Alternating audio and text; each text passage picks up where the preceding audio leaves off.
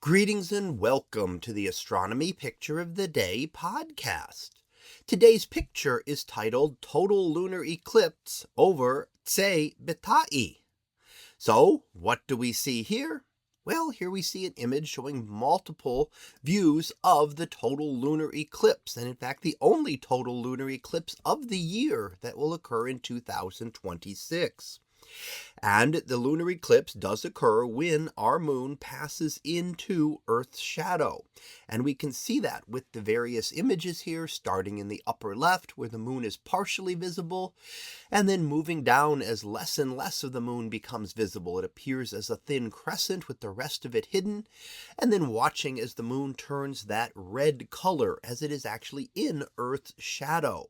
And then here it disappears beyond Tsé Bit'a'í, also known as the rock with wings or shiprock. And that's as the moon starts to head toward the horizon here and setting. Now, a total lunar eclipse like this will occur only at full moon and only when the Earth, moon, and sun are perfectly aligned.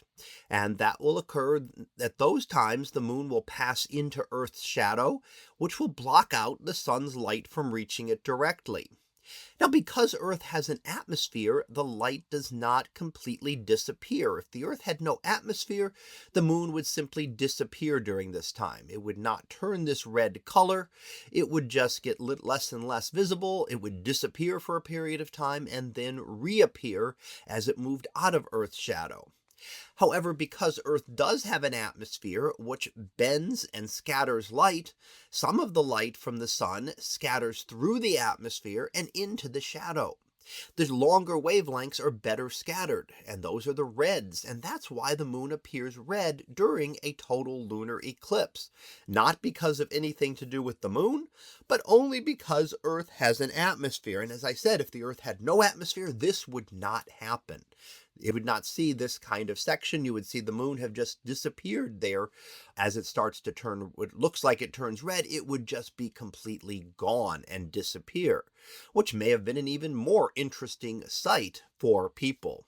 Now, in order to get an image like this, you set up the camera looking out at the distance at the feature you want to see, and then you take various images of it. The moon being relatively bright does not need long exposures, so you can bring out a lot of detail.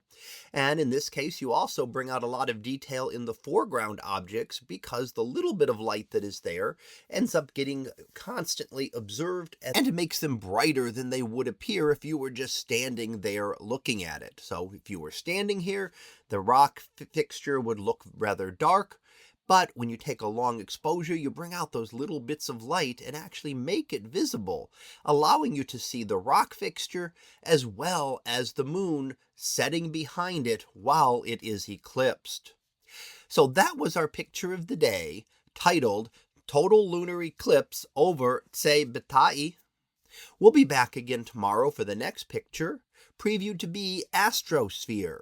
So we'll see what that is about tomorrow. And until then, have a great day, everyone, and I will see you in class.